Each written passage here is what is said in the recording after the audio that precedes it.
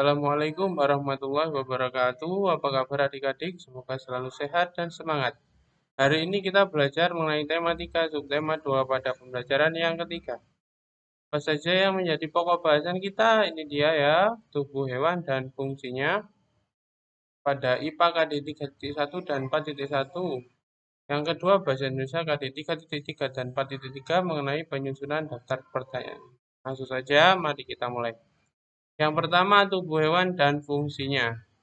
Seperti yang kita ketahui ya, makhluk hidup itu memiliki bentuk tubuh dan ukuran yang berbeda-beda sesuai rangka penyusunnya ya.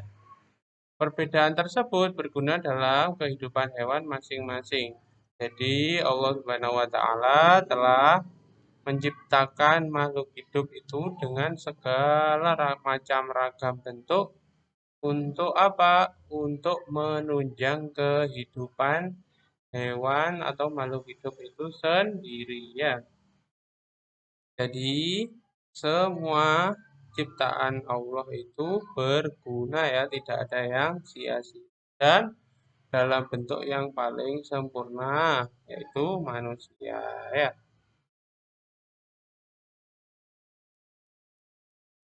Setiap bagian tubuh hewan memiliki fungsi tertentu yang sesuai dengan cara hidupnya.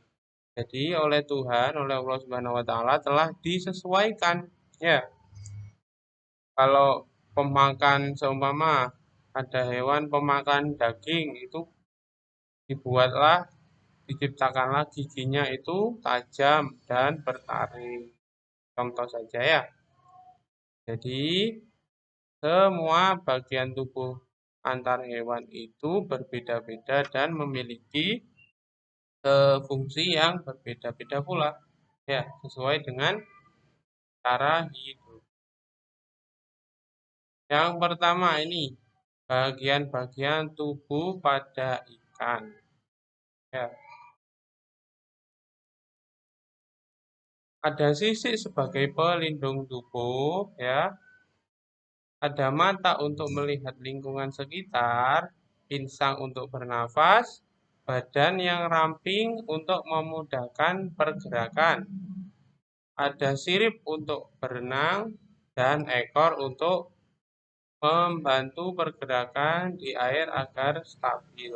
Ini ya, di sini bagian-bagian tubuh ikan yang berguna bagi dia hidup, ya kan hidupnya di air. Seumpama ikan itu diberi bulu itu oleh Allah, kan jadinya sulit kan berenang ya. Jadi Allah itu menciptakan makhluk hidup dalam bentuk yang sebaik-baiknya ya. Dan fungsi-fungsi tubuh itu menunjang kehidupan dari hewan tersebut. Terus yang kedua ada kucing. Ya, kucing punya telinga untuk mendengar, punya mata untuk melihat, hidung untuk mencium, rambut untuk melindungi tubuh ya. Misai atau apa ini? Kumis ya, kumis kucing ini untuk mendeteksi keadaan sekitar. Kaki sebagai penggerak dan ekor sebagai keseimbangan. Seperti itu ya. Ini adalah bagian-bagian tubuh dari kucing. Terus selanjutnya bagian-bagian dari tubuh burung ya. Yang pertama ada paruh untuk mematuk dan mengambil makanan ya. Terus mata untuk melihat lingkungan sekitar. Ini khusus untuk burung pemburu ini ya.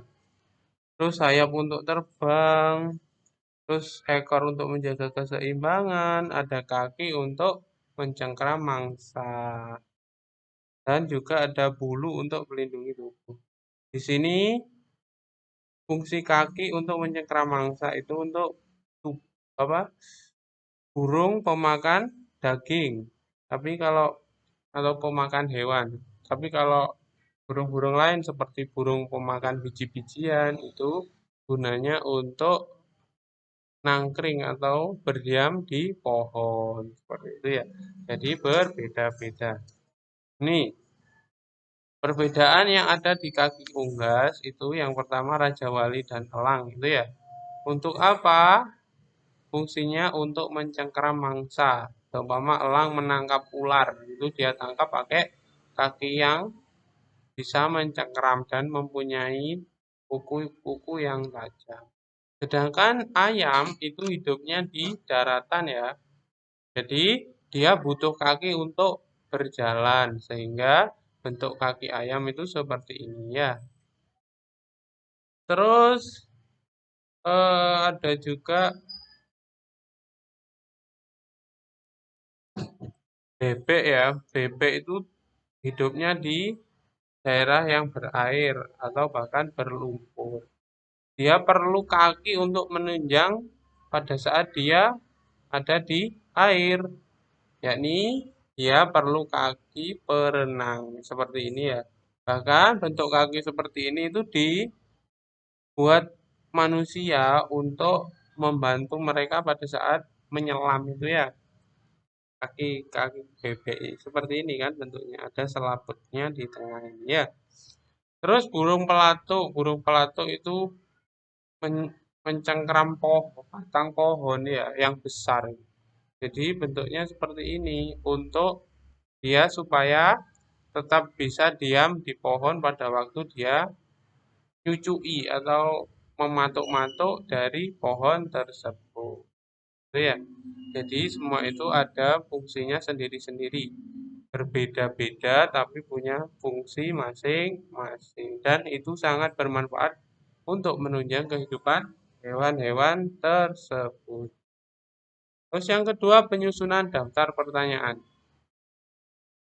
Pada pembahasan sebelumnya ya ada langkah penyusunan daftar pertanyaan. Ini kita ulangi lagi.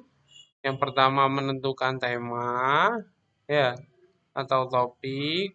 Ini juga penting. Terus yang kedua menyiapkan atau menentukan narasumber. Ini kalau temanya sudah ada, ditentukanlah siapa yang akan diundang. Terus yang kedua menyusun daftar pertanyaan secara berurutan seperti kemarin itu ya, mulai dari perkenalan, terus ada pertanyaan-pertanyaan yang membimbing, terus pertanyaan-pertanyaan yang apa?